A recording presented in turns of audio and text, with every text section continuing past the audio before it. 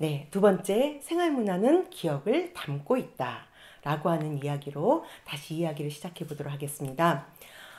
우리의 일상은 아까 말한 것처럼 문화가 있고 그 속에 이제 우리의 생활 문화가 있다라고 얘기를 했는데요. 생활 문화라고 하는 거는 지금 당장 이 횡적인 오늘 내가 누리고 있는 요 문화만 있는 게 아니라 우리가 인식하든 인식하지 못하든 간에 우리의 삶 속에 있는 문화적 DNA가 쭉 내려옵니다. 그런 내려오는 문화적 DNA와 우리의 환경 속에서 이게 잘 조합되어서 우리의 일상을 만들어가죠. 어쨌든 우리는 부모로부터 태어났고 또 부모도 그 부모로부터 태어났기 때문에 우리의 몸속에 또 가정 속에 또 성장하는 가정 속에 이어지는 문화와 오늘 환경 속에서 대응하는 일상이 구성되면서 바로 우리의 일상 생활 문화가 만들어진다라고 보여집니다. 우리가 살고 있는 서울은요, 서울에서 태어난 사람도 있고 또 서울에서 태어나진 않았지만 서울에서 거의 자란 사람도 있고요. 아니면 다 어른이 돼서 서울로 온 이주민도 있습니다. 사람은 누구나 개인만의 기억을 가지고 있고요. 서울이라고 하는 공간도 오래된 기억을 갖고 있는 공간도 있지만 새로운 곳도 있습니다. 서울이라고 하는 공간도 공간의 기억을 갖고 있고 나도 기억을 갖고 있습니다. 이런 기억들 속에서 우리는 우리의 생활문화, 서울의 문화를 만들어간다라고 보면 맞을 것 같습니다. 지금 여러분들이 화면에 보시고 있는 이 아파트에서 어떤 문화가 만들어지는지 너무 답답하다라고 느낄 수도 있지만 이 아파트가 또 오래되니까 그 안에서도 문화가 만들어지는 게 우리는 역동하는 존재이고 공간도 기억을 생산하기 때문에 그렇다라고 보여집니다. 예, 앙리 르페브르를 소개하고 싶습니다. 앙리 르페브르는요, 공간의 생산이라고 하는 책을 통해서 이런 말을 했어요. 각각의 사회는 어떤 사회든지 간에 저마다의 공간을 생산한다라고 이야기하고 있습니다. 앙리 르페브르는 공간과 관련된 연구를 하면서 사람은 공간과 어떻게 결합되어 나오고 공간은 어떻게 생산되는가라고 얘기하는데요. 여기서 말하는 공간은 작은 공간도 해당하지만 서울이라고 하는 큰 공간도 해당되는 모든 공간을 이렇게 스페이스 개념입니다. 앙리 르페브르가 얘기하는 각각의 사회는 저마다의 공간을 생산한다라는 얘기를 조금만 더 들어가 볼까요? 예, 앙리 르페브르는요, 절대 공간이라고 한 예를 들어서 서양의 봉건 시대에 우리나라로 얘기하자면 조선 시대 이 절대 공간이 만들어졌던 시대라고 합니다. 서울 같은 경우도요, 왕궁이 있는 곳이 있고요, 그 다음에 관청이 있는 곳이 있고 다 공간마다 그 공간이 있어야 되는 절대적인 어떤 위치가 있습니다. 자본주의 이전에 종교적, 정치적 공간으로서 혈족 또는 뭐 토양, 언어가 결합된 내적 질서가 재현된 공간을 절대 공간이라고 하고요. 그 과도기를 역사적 공간이라고 한다면 추상 공간이라고 하는 것은 공간을 획일화, 균일화 하는 자본주의 공간을 말하고요. 여기서는 다양성이 제거된 공간이다. 즉 서울이라고 하는 공간 중에는 자본주의적 질서가 확 잡혀있는 그런 공간은 획일화, 균일화되어 있어서 그 공간에는 다양성이 존재하지 않는다라고 얘기를 하죠. 이런 추상 공간은 약간의 모순을 거치면서 마침내 차이 공간으로서 공간의 균일화, 추상화, 도구에 대항해서 차이가 만들어지면서 그런 차이가 만들어져야지만 마침내 다양성, 새로운 것들이 만들어지고 유니크한 공간들이 만들어질 거 아니에요. 그래서 차이 공간으로 간다라고 해서 공간의 이렇게 프로세스를 이야기했습니다. 이걸 조금만 우리 사회에 좀 대입해 볼까요? 어머나, 대동여지도네요. 대동여지도는요, 저 조그맣게 네모칸으로 되어 있는 요게 하나의 페이지인데 여러 페이지가 겹쳐져서 만들어진 김종원 선생의 아주 역작이죠. 너무 지금 실제하고 비슷한데 가운데 서울이 당연히 있겠죠. 자, 서울을 볼까요? 네, 도성도입니다. 18세기에 만들어진 도성도인데요. 서울을 이렇게 표시하고 있죠. 자, 서울을 표시하고 있는 이 그림을 보면요. 어디가 북쪽이고 어디가 남쪽일까요? 네, 18세기만 해도 임금님을 기준으로 해서 지도를 만들었기 때문에 저는 임금님을 보는 기준에서 임금님이 딱 내려다보는 기준에서 봤을 때는 저 밑에 쪽이 북쪽이고요. 저 위쪽이 남산입니다. 임금님은 저 약간 가운데 있는 창덕궁에 계시는 거고요. 저 때까지만 해도 창덕궁이 전궁이었으니까. 오른쪽에 있는 약간 좀 날씬하게 생긴 거기가 경복궁이죠.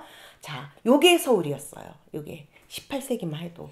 그런데 그렇다면 요 18세기 서울은 완전히 절대 공간으로 만들어졌겠죠. 저기 상업 공간이 있고 육조거리가 있고 그렇다 하더라도 이 공간 자체는 절대 공간이다라고 볼 수 있습니다. 그런데 1393년에서 1913년까지 서울이 이렇게 쭉 커지는 거 보면 가운데 조금 진한 색이 이제 절대 공간에 해당된다면 한성부 그 심리까지는 쭉 확장된 그런 곳이고요. 그 다음에 일제시대가 되면서 조금씩 확장이 됐죠. 저 때까지만 해도 서울이 저만큼이었습니다.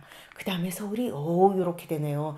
1914년부터 1963년까지 일제시대를 거쳐서 해방 후 그 다음에 근대화가 시작되기 전까지 그 기간 동안에 서울이 조금씩 늘어나서 마침내 한강 이남 쪽으로 또 생기고 그렇습니다. 지금의 서울 모양이 거의 만들어졌죠. 조금만 더 가볼까요? 1973년에 보니까 생각보다 영등포구가 어마어마하게 컸네요. 성동구가 지금의 성동구가 아니라 강남 일대가 다 성동구, 서대문구가 은평구니 뭐니 다 서대문구 이렇게 되어 있네요. 그렇다고 한다면 서울이 중심지에 절대 공간이 있지만 점점 공간이 확장이 되면서 공간에 새로운 역사들이 만들어지고 그 시대에 일제시대의 가치가 담겨져 있는 공간, 용산구 같은 경우는 그런 데가 굉장히 많죠. 그 다음에 해방 이후에 역사가 담겨져 있는 그런 가치가 담겨져 있는 그런 공간, 생존이 가장 중심이었던 그런 시대이기 때문에 그 이후에 자본주의화가 확장이 돼서 영등포구 같은 경우는 그 제조업 중심 그런 공간이 많이 만들어졌겠죠. 자, 2005년 보면요. 서울이 이렇게 25개의 자치구로 만들어지면서 굉장히 갈라져 있습니다. 지금은 우리가 이런 공간에 살고 있긴 하지만 우리가 살고 있는 공간 중에도 여러 가지 역사들이 담겨져 있고 그 공간이 만들어지는 그 시대는 그 시대의 가치가 담겨져 있다라고 보여집니다. 지금 우리가 생활문화를 하자라고 해서 지역을 이렇게 똑같은 동아리 활동을 하자 뭐 하자라고 하지만 이 지역이 갖고 있는 역사적 기억들이 있기 때문에 그 기억들을 끄집어내서 보면은 착 맞는 부분도 있고 잘 안 맞는 부분도 있습니다. 그런 부분들을 미세하게 보는 시선이 바로 생활문화 기획자의 시선이 아닐까라고 생각이 듭니다. 자, 서울은요. 조선시대 이념을 담은 공간도 있습니다. 저희 사무실은 북촌에 있는데요. 북촌 지역을 이렇게 보면요. 길 가다 보면 이렇게 돌로 된 비석 같은 게 있는데 여기가 이런 지역이구나 여기가 이런 지역이구나를 이렇게 쭉 보다 보면은 이념들이 담겨져 있어요. 역시 그렇지라고 생각이 듭니다. 예를 들어서 조선을 건국하는데 1등 공신이고 조선의 가치관을 만들었고 그 다음에 실제로 서울 한성을 만들었던 정조전의 집이 지금 종로구청 자리잖아요. 그러면 쫙 경복궁과 창덕궁 사이에 딱 자기네 집을 딱 만들었어요. 이야, 이거 자기가 중심이에요, 사실은. 이런 느낌도 싹 있고요. 어쨌든 조선시대 이념이 담긴 공간이 있고요. 일제 침략이 기반이 됐던 공간이 있습니다. 용산구 지금 미군기지 같은 경우는 사실은 일본 제국주의의 기지였잖아요. 그 사령부가 있던 곳이잖아요. 그곳에 가면은 일제시대 때 건물들이 굉장히 많이 있습니다. 지금도 많이 됐지만 그다음에 전쟁 피난민들이 몰려왔던 그 남대문 지역이라든지 막 시장들이 막 늘어났던 그런 지역도 있습니다. 간해공업과 상업 공간이 확장이 되면서 성동구라든지 마포구라든지 영등포구라든지 조그만 간해공업들 상업 공간들이 굉장히 늘어났던 곳, 2차 제조업 중심의 공간과 그 다음에 노동자들의 배후 거주 지역이 많이 만들어졌던 구로구라든지 금천구라든지 3차 서비스 산업을 위한 공간들이 만들어졌던 그런 곳들, 강남 개발과 그 배후 공간들, 유타운 개발과 배후 공간들, 관광과 놀이를 위한 공간들, 휴식과 공동체를 위한 공간까지 서울은 굉장히 많은 가치를 담은 공간들이 촘촘히 박혀 있습니다. 이런 공간을 마치 하나의 공간처럼 읽으면 오작동이 되기 쉽죠. 그럼 우리가 일상을 읽어나갈 때 이러한 미세한 것들을 읽어나갈 필요가 있을 거라고 생각이 듭니다. 여기서 잠깐 우리가 그런 것까지 해야 되나요? 관찰하면 보인다니까요. 그 관찰을 해나가는 게 우리의 일상을 만들어가는 과정이 아닐까라고 생각이 듭니다. 여기서 다시 잠깐 앙리 르페브르를 다시 소환해봤습니다. 앙리 르페브르는 공간에 대해서 또 이런 얘기도 합니다. 공간은 인간에 의해서 가공되고 변형되며 새로운 의미를 부여받는다. 오케이. 공간이 우리가 서울이 이렇게 만들어졌던 거를 우리가 다 압니다. 그런데 인간에 의해서 새로운 의미를 다시 부여받고 변형되고 새롭게 공간이 탄생이 된대요. 그래서 공간을 생산한다라고 설명을 하고 있거든요. 그렇다고 한다면 우리가 여러 가지 공간들을 새롭게 삶의 가치를 담아서, 관계의 가치를 담아서, 다양성을 담아서 사람이 숨 쉴 수 있고 안전할 수 있고, 여성도 1층에 살아도 안전하다고 느낄 수 있고, 아이들도 막 뛰어다녀도 괜찮은 그런 공간들을 얼마든지 생산할 수 있다. 우리가 어떤 실천과 노력을 한다면 이라고 하는 한번 꿈을 담아볼 수 있겠죠. 그 얘기를 조금만 더 가보도록 하겠습니다. 자, 앙리 르페부르의 모형인데요. 오른쪽에 보면요, 공간의 재현이라고 해서요, 공간을 만든 건축가들, 설계자들, 그거는 정도전서부터 사실은 서울을 설계했죠. 수많은 설계자들을 설계했습니다. 때로는 지도부 놓고 자로 찍어서 설계를 한다고도 얘기하죠. 공간을 그렇게 추상화된 공간을 이렇게 설계를 한 사람도 있습니다. 그렇게 공간이 추상화되기도 해요. 그렇지만 공간은 실천되는 공간이에요. 거기에서 사람들이 실천하면서 일상의 실천들이 만들어지면은요, 자연스럽게 새로운 재현 공간들, 거기서 모순과 갈등이 만들어지면서 공간이 새롭게 만들어진다라고 하는 얘기니까요. 우리가 공간 속에서 어떻게 우리의 색깔을, 우리의 냄새를, 삶의 터전을, 즉 문화라고 하는 게 삶의 터전이잖아요. 터무니를 만들어내는 과정들 속에서 서울은 재탄생이 될 수 있고 재구성될 수 있다라고 보여집니다. 뉴욕에 가면요, 뉴욕의 맨해튼 한복판에 보면은 증권 거래소가 있어요. 증권 거래소는 거기 땅이 얼마나 비싸겠어요. 뉴욕 한복판에 있는데요.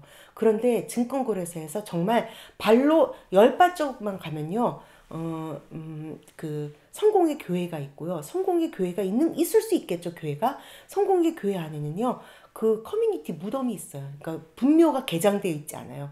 우리나라 같으면요, 그 분묘 개장을 하라고 해서 거기도 빌딩을 짓고 그랬을 텐데, 이 커뮤니티가 중심이 되는 교회가 그대로 분묘를 갖고 있고 그런 데가 한두 곳 아니에요.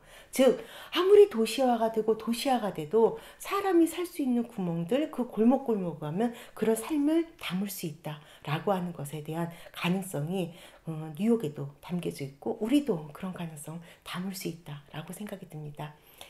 이건 뭘까요? 서울의 공간을 이렇게 한번 생각했습니다. 서울 하나죠. 25개 자치구가 있죠. 그 다음에 116개의 생활권이 있습니다. 서울에는요. 그리고 426개의 동이 있습니다. 일상 영역은 몇 개가 있을까요? 10,000개? 20,000개? 우리가 일상을 발견하면 발견할수록 그 작은 공간들이 만들어질 거고, 그것이 우리의 문화적 안전망이고 자유롭게 걸어 다닐 수 있는 거고, 서로가 서로에게 주의 깊은 관찰자가 돼서 아유, 저 집 애가 오늘은 좀 늦게 가네, 이런 얘기를 할 수 있는 그런 공간이 만들어지면 서울은 크게 서울이지만 서울 속에 내가 살고 있는 곳은 안전한 공간이 될 수 있을 거다라고 생각이 듭니다. 생활문화는 마침내 그것을 만들어갈 수 있을 때 생활문화의 역할을 할 수 있을 거라고 생각이 듭니다. 여기서 두 번째, 잠깐 쉬어가는 퀴즈 시간이 또 왔습니다. 이번에 없다 아닐까 라고 의심을 하겠지만 그렇진 않습니다. 제가 한 번 하지 두 번 하겠습니까? 모든 도시는 그 사회의 가치를 제각각 반영하고 있습니다. 도시공간을 활성화하기 위한 방법은 무엇인지 고르세요 라고 되어 있습니다. 첫 번째, 새로운 건축물 조성. 두 번째, 예술 작품의 조성. 세 번째, 새로운 도시 설계. 네 번째, 주민활동 활성화. 어쩌면 다 맞을 수도 있을 거라고 생각이 듭니다. 가장 그럴 수 있는 방법은 뭘까요? 여러분 생각해 보셨나요? 하나, 둘, 셋. 정답은 저는 4번이라고 생각합니다. 여러분은 몇 번이라고 생각하세요? 네. 여러분이 어떻게 생각하든 아마 다 맞을 수도 있지만 4번에 좀 가깝지 않을까라고 생각합니다. 여기까지입니다.